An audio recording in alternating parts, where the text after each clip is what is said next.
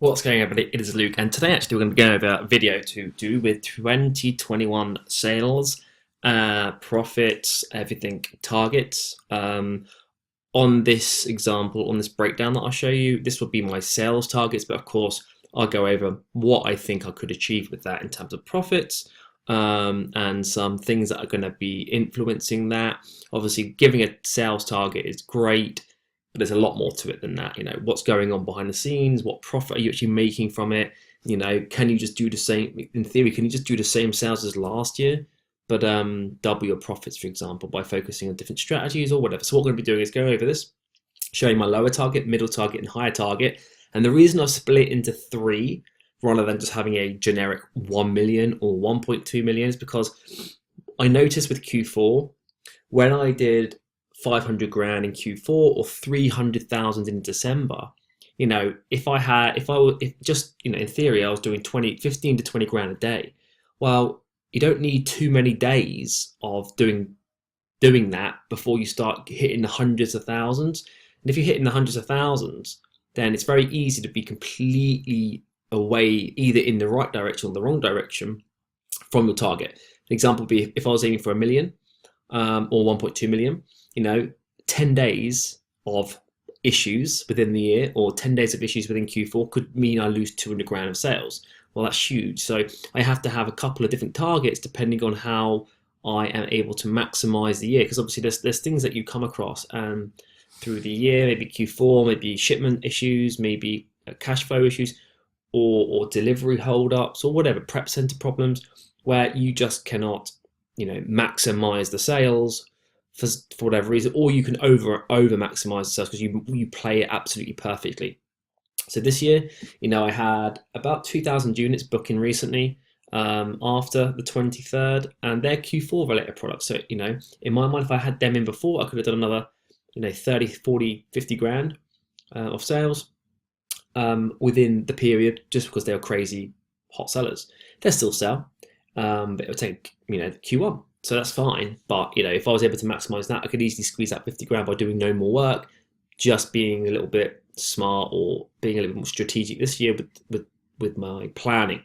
So you're able to eke out sales by not really 50 grand here, 100 grand there, by not massively doing much more, but just being a little bit either lucky, because if it's to do with hold up at Amazon, I had a pallet or two take a month to book in, that's going to have impact. And so there's things that I can't control. So let's go over it. So my, it's a different video, but my my 2020 sales is about 950, less, 920.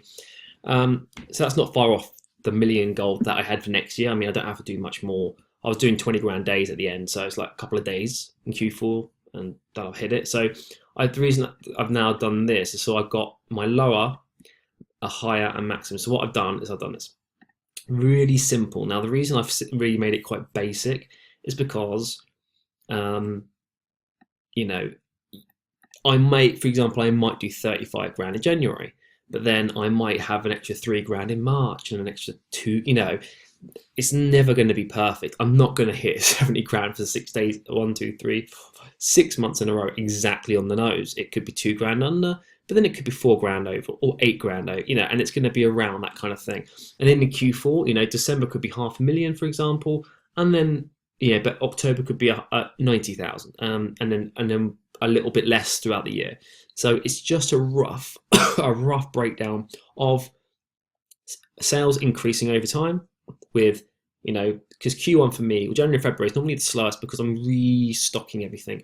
I'm making sure I've got enough surplus. I'm basically just using January or now, all the way through January to get myself into that healthy position again. So it won't be until February, March where I start to see, it might be I do 30 grand in January, 50 grand in March, February, and then March and April, 100 grand months, because it's, but in terms of like quarters or 6 month segments, it will roughly fall in line. It's just that I had to show it in some way. But my minimum goal now is 1.2 million sales. And if you want to roughly say what is that in profit, it's hard to say because obviously one thing you've got to take into consideration is expenses. My expenses for prep some months have been 10,000. I am actually moving away from a prep center to more shared premises. And if I can save, £2,000 a month from 10, so it's 8,000 now or whatever, or it's, instead of being 8, it's 6, well, that's 24,000 a year. So, I'm gaining 24 grand profit by doing no more work. I'm just being strategic. I'm moving away from a prep center. There's no more effort actually going into it. So, in theory, it's very difficult to say what is the profit going to be. I would say on what I've currently done using this year as a base, let's say, nearly $1 million is about, well, just under $1 million, 920 grand is about 100,000, something like that. But again, it will matter depending on your expenses, and that will be important, and how much you're paying yourself and all that kind of thing. So, if we're taking that away from it, it's hard. You really got to not look at everyone else's profits and stuff, because, if you're doing it all yourself, you've got no prep costs, but you might not do as many sales, but you might be able to get close to, you might be able to do 8 grand a year on $500,000 because you're prepping it all yourself and not paying any money out. See? So obviously it's like you're making 20 or 30 grand less than something I do, but I have to almost double the sales because I'm not doing, any of the work. But that then gives me time to build up my, my social media, my website, as in, you've got to decide where the value lies, what you prefer, what you don't, and everyone, there's no one fits all. So, and I feel that, my mid target is probably the most accurate. And the reason I put 1.5 is because that's a 25% increase on the 1 million, sorry, on the 1.2 million, which isn't huge. If you're just doing a little, like 25% more, like this Q4, on last, my December or November was up like 100 and something percent, and so, and like the previous would have been something hot, around that. So it's like just on average 25%, on not on each month, but on, and you can kind of see here I've broken it down, of course. So to me, yeah, it might be 1.3, it could be 1.2, it could be 1.28, but I'm going for this because let's say that I have a bit of a bad year and I don't plan the year correctly, like I overbuy it too late and stuff doesn't get, like it gets held up and gets delayed, then that could be one or two, that could be a couple of £100,000 that I don't actually do in December that I could have done if the Amazon booked it in fast enough, for example. So it could be, any of these would be good because obviously it'd be in the context of what's actually happened, if you get what I'm trying to say. So, and then obviously 1.8 could be the perfect storm. You play it, all the way up to 2 million. Because I could see myself easily doing 1 million. Is that 1 million? No, pretty much. I see that, 1 million in Q4, very achievable. Definitely knowing how much out of stock I was this year in Q4 and through the year, it's like if I can just stay in stock on everything that I already sell all year, which is, a lot of capital, of course, it could be over 100 grand plus of capital that you've got to employ into that. So that's why, this strategy doesn't work for everyone, the one that I obviously do. But it happens to work for me. I've been doing it 5 years. So I've got to that point over 5 years. It doesn't just come overnight. So 1.8 to 2 million is like, the perfect storm. I find loads of new great products. I'm able, maybe Amazon lift, a big impact for me is if I'm selling a lot of products in Q4, well, if I have 200 to 400 unit limit, that Amazon have that limit, it does go up with more that you sell, but it doesn't go to 1,000 or 2,000. And really, I would love to be buying that much because then I can get it in early and make sure I had enough stock to supply. Like I said, the example before, I had 2,000 units booking late because I couldn't ship them in until later on when the other stock had sold, meaning that it then took time to go in. So there's issues that can arise, but you can obviously offset them. I could store them in a warehouse, all like ready to go. For example, like you could actually have them labeled because you just triple print the same batch labels from the previous batch, label everything, you box it all up ready. All you need is to add it, put the box labels on, you're gone. And that cuts out like buying it today and getting it sent tomorrow. It cuts out all that time, basically, all that logistical time, and then it can go into, and it's just about finding those little improvements through the whole year, and that could be the difference between these different 3 sales. And obviously that's only 20% more than that middle target. Anything over 1.2, I'm happy. I'll be really happy with. So really, that's the reason I said lower target is because I don't want to aim for 1 million because I'm kind of there already. So it'd be nice to actually get solidly over that limit. But then it could easily go to like 1.4 by not doing a little. That's the lowest. So anything over that is good. Anything under, I'll be a little bit disappointed. But again, if it's over that million, if I'm giving myself a little bit of a safety net, if I can do over 1 million, it's still good. It's still an achievement. It's only 80 grand off, but I was doing 20 grand a day. So to me, it's not, it's in sight. And January and February last year were pretty low sales months because obviously I used to strategize Q1 as my building block quarter for the rest of the year. So I never really had a lot of stock. This year I do have more stock. So even by getting 30 grand in those 2 months sales, more out of it, and then doing the same through the whole of this year and next year as I've done this year, that would hit that million anyway. So I kind of know how to get to that point. And then it's just being a little bit smarter with the stock and making sure I'm in stock and all that kind of thing, increasing my ASINs over time, but don't have to rush that. 10 a month, 5 a month, that's 60 a year. Then you find some really high volume ones within that 60 for Christmas, and maximizing the seasonality of Easter, Mother's Day, Halloween if you want. I've never sold Halloween stuff. Advent calendars, and improving from your previous year on that. Looking at the data and finding that the lost revenues from looking at data. Maybe you sold loads in 1 month, and then the following month you sold hardly anything. Well, why? Were you out of stock? If you're out of stock, why were you out of stock? And then prepare it in advance for this year. Maybe it's more in demand. Why was it more in demand? Maybe it was Easter. Maybe you didn't anticipate Easter being so popular for X, Y, Z products.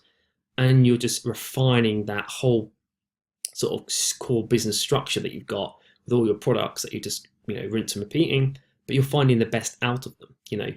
A good example is I share the products I'm basically buying with a colleague of mine. We share a lot. We share VA, blah blah blah. He could see everything I was buying, every quantity from October, quantities, the amount, the store. Basically, he knew everything I was buying. He just copied me, and well, in theory, he did copy me because he would have seen what I was buying, and he sells similar stuff. But his sales were about, I think he did £100,000 in sales in December. I did 325 as of, it's the last day of the month, December now. Why did I do 3 and a bit X than what he did? Was it capital? Maybe he couldn't buy what I bought, but I suspect he could have if he wanted to. But even that wouldn't mean 3x difference, maybe half or 40% less. So what was it, repricing? So a lot of this is your business having strategies that are giving you that cutting edge. Of course, you can sell pump in 500,000 and sell 1 million in a year. You can pump in half. You get what I mean. You can chuck money at it, and it will obviously increase sales. But that isn't really what we're trying to achieve here. We want to eke out profits now, because a couple of percent, 1% profit on the lower target is like £1,200. 1% improvement obviously on profits. But if you're looking at it like, let's say my expenses are 8% of my sales, then how do I get it to 7? Because by moving it to 7, that is going to be £1,200 saving. That's fine. A couple of those, maybe my expenses, maybe my prep, maybe my, the materials I'm using. You can. This is more about and that's the quite cool thing about it. When you get to a business that size, percentages start to add up to thousands of pounds rather than like £10. So you're looking for those things. For me, if I can save £2,000 a year, so £2,000 a month, it could be £4,000 a month. To be honest, I don't know on prep. Until I actually start doing it, I won't know. I could then hire someone to basically do the whole business, and I can then go and do no work or focus on everything else. But then I either can keep that money as profit, build it up, and I'll have a better percent, net profit margin or whatever at the end of the year, or I hire somebody that does what I do. I just teach them for 3 months, give it to them, they run it. They maybe get a bonus for hitting certain targets like this. If he gets the middle target, he'll get £5,000, or they or she or whatever, or VA. I don't know if you're hiring someone that or maybe a VA. So that's personal preference, and that's just own direction and goals. So it's not really about the profit as such, because profits after you spent everything. It's like if I had, some people have a massive team, so their profit's going to be lower, but I'm actually doing some of the work. They might not do any of the work. So you have to be selective in your understanding. Not selective, you have to be just understanding of what that means. But for me, looking at profits on the lower target, I would expect something around 100 and let's just say 10%. That's, assuming I may spend 5 or 6 grand a month on prep, and that's even if I'm sharing costs. Let's just say 5 grand. So that's 60,000 a year. So obviously that is a big chunk. Plus I've obviously have other expenses. So it's not that but then you could hire a team of VAs for 1 or 2 grand, and if you're making 120, 1 or 2 grand a month, 24 grand, 12 or 24, and yeah, you might only make 90, but you don't do any work. So you've got to decide on that. Where do you say that's, do you do it for a year, get as much profit, obviously buy a house or deposit or invest, and then you take the steps to slowly outsource over time? There's no right way. On the middle target, and with this, the higher, I think, economies of scale will apply. So if you're like sharing a warehouse, obviously a bigger warehouse won't be double the cost. A double-sized warehouse won't be double the cost. It'll normally be like, a bit more. Well, I don't know exactly, but it won't be double the cost. And so you can streamline procedures and everything. And so with the middle target, you probably might make something like 1.8 to 200,000. 200,000 is probably a bit of a push, but you probably could if you really were smart and savvy. And it might take, even if you did the 1.5 million this year, next year you might do the same, but you might now know when the savings can be made, and it's about doing that. And obviously my higher target is 1.8, and that's, I've got to have the perfect storm happen here. It's got to be, the capital works perfectly. I build some great team around me. I'm able to find a really good high volume products in Q4, because sometimes you don't know until you start actually selling if things are going to do well over that period. You have a good insight, but you have to start seeing it and then act on that. There's many products I started selling sort of November, didn't really know if they would sell well, and they did. But that might not happen. That might happen in abundance next year. So it's one of those things. And that to me is a good strategy. When you're playing with higher numbers, able to do 20 grand, I did 20 grand in a day. There's no reason why I could do 30, 40 in a day. So to do 100 grand is like 2.5, would be 2.5 days in next year. So a couple, if you make it a couple of wrong decisions here or a couple of right decisions, you could easily be between 500,000 difference, which sounds crazy that you could make an extra 50 grand by 2 days work or making one good decision, but it kind of does turn into that.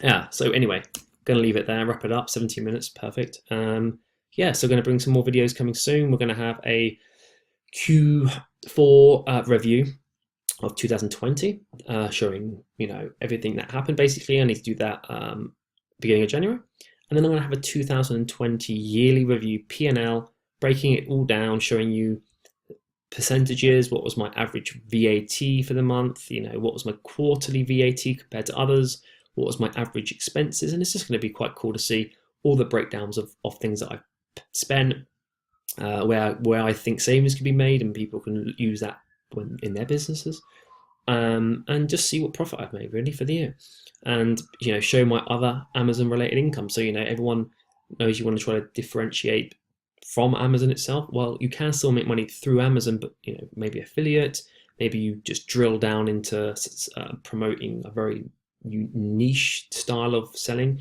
which specializes itself to certain tools, and then affiliate through that, rather than just being a generic. But yeah, everyone has different things. So I'm going to go all over that. It will be released first week of January with my other video, which will be the Q4 one, and then there'll be the yearly one. So anyway, hopefully you got some tips. I would say tips and tricks. It's a bit old now. I've said that a million times. Hopefully you got some cool stuff from this. Any questions, let me know, and I'll see you on the next one, guys. Bye.